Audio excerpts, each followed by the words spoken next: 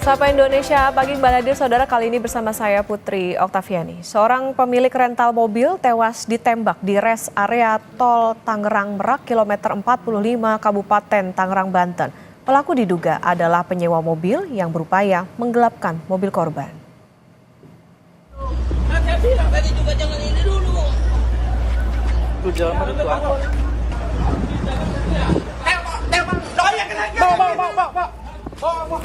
Video amatir memperlihatkan korban yang telah terkapar di dalam minimarket pasca ditembak. Pelaku diduga membawa kabur mobil rental sehingga korban yang merupakan pemilik rental mengejar pelaku dengan menggunakan GPS. Saat mobil diadang di rest area, pelaku yang merupakan penyewa mobil menembak korban. Akibat penembakan, pemilik rental meninggal dunia.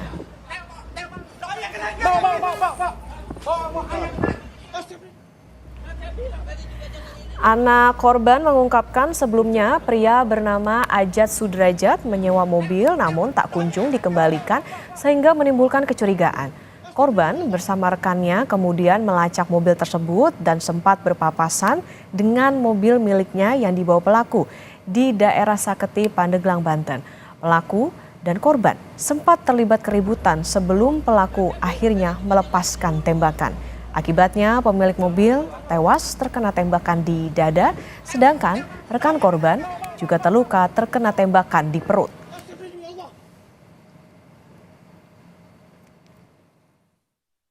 Lagi mengamankan si yang bawa mobil Brio ini, jadi kita nggak dengeran bahwa yang mobil Sigra ini mau nembak. Akhirnya terlepaslah peluru itu, terdengar sampai 4 atau sampai 5 kali kalau tidak salah. Saya dan orang-orang tim rental kabur, tapi naasnya ternyata ayah saya sendiri ya. Ayah saya sangat banggakan terkena tembakan di dalam minimarket di dadanya. Akhirnya penjahat rental itu kabur. Dari keterangan saksi, pelaku sempat mengeluarkan tembakan peringatan sebelum akhirnya menembak dua korban. Jenis senjata yang digunakan masih diselidiki. Dari olah TKP, polisi menemukan barang bukti 5 selongsong peluru dan 1 unit kendaraan roda 4. Satreskrim Polresta Tangerang yang melakukan penyelidikan dan mengejar pelaku penembakan yang melarikan diri.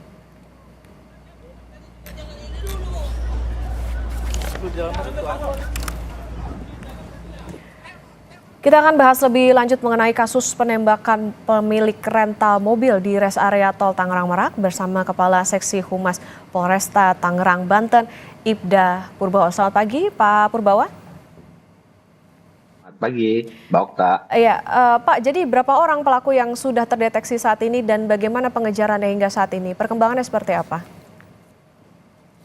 Baik Mbak, dalam peristiwa kejadian penembakan tersebut, kami dari Polresta Tangerang, perintah Bapak Kapolres langsung segera melakukan upaya penyelidikan dengan maksimal.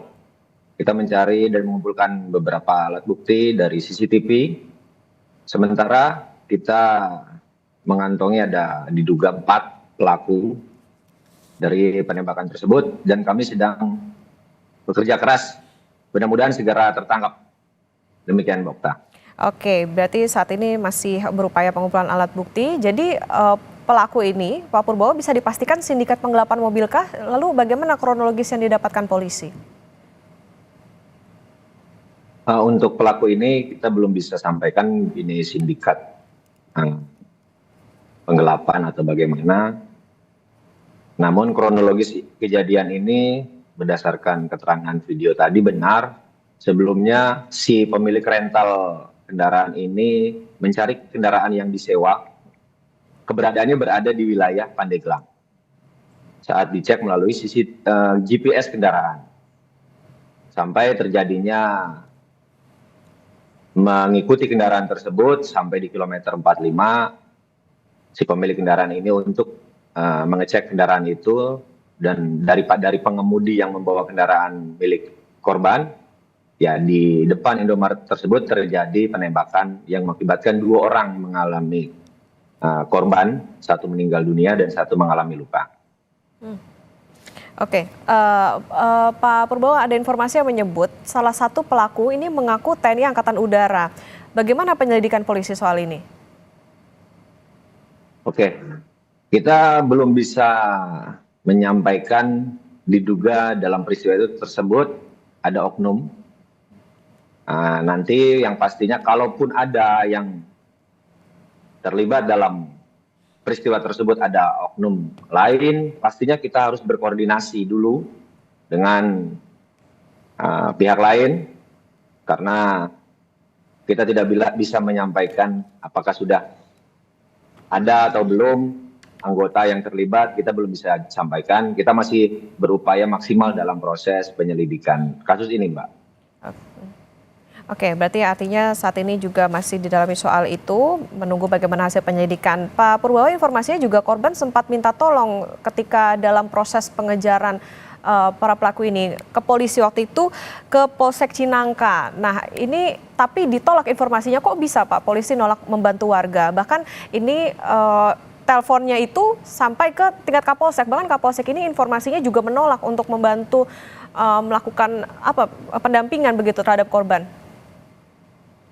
Baik Mbak, jadi begini, saya sudah terkonfirmasi dengan Kapolsek Cinangka bahwa terkait pendampingan, polisi menolak pendampingan. Jadi kami luruskan bahwa si korban dari pemilik rental ini awalnya memang datang ke Polsek Cinangka untuk meminta pendampingan untuk mencari kendaraan yang akan dia ambil, bilangnya adalah kendaraan leasing. Namun dari Polisian Polsek Cinangka berkoordinasi dengan Pak Kapolseknya, sehingga untuk menyarankan membuat laporan polisi terlebih dahulu, sehingga bisa dilakukan pendampingan. Artinya, polisi melakukan pendampingan itu harus sesuai dengan prosedur yang ada. Tidak semerta-merta harus mengikuti inginnya pelapor datang minta pendampingan, karena kaitannya akan mencari kendaraan lain.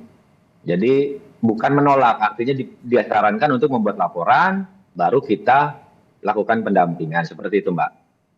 Berarti tapi kalau misalnya harus membuat laporan dulu Pak, itu sebetulnya berapa lama sampai akhirnya polisi mau melakukan pendampingan? Berapa lama? Karena ya kalau misalnya terlalu lama prosesnya bisa saja ini kaburnya lebih jauh begitu misalnya. Ya untuk pembuatan laporan tersebut tidak lama Mbak, artinya kalau si pemilik kendaraan melaporkan ada kendaraan yang hilang atau digadaikan oleh orang lain, keberadaannya di wilayah tersebut misalnya, ya si pemilik ini harus memang menunjukkan kelengkapan kepemilikan kendaraan terkait keabsahan surat-surat kendaraan, kemudian kita pasti akan membuat laporan tersebut dengan cepat. Nah, kemudian kita pasti akan segera melakukan pendampingan terlebih dahulu untuk mengecek keberadaan memang kalau memang sudah dibuatkan laporan polisi. Demikian Mbak. Pak, tapi kan ini lokasinya sudah jelas juga, kemudian juga keterangan dari saksi, bahkan ini permintaannya sampai ke Kapolsek Pak. Ya benar, jadi kita konfirmasi dengan Polsek Cinangka yang berada di wilayah Pandeglang. Jadi intinya tidak menolak, akan tetapi si pelapor ini disarankan membuat laporan terlebih dahulu sehingga tidak membuat laporan. Kemudian menemukan kendaraan itu di wilayah Saketi Pandeglang. Sehingga dibuntuti sampai di rest area 45 sehingga terjadinya peristiwa tersebut.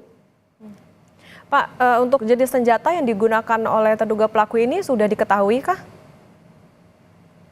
Ya baik, jadi untuk jenis senjata kita juga masih dalami dan kita uji secara laboratorium forensik, secara scientific crime investigation, yang pastinya kita mengamankan barang bukti dari selongsong peluru ini 5 selongsong peluru yang berkaliber 9 mm. Oke, pelurunya itu peluru tajam kah Pak?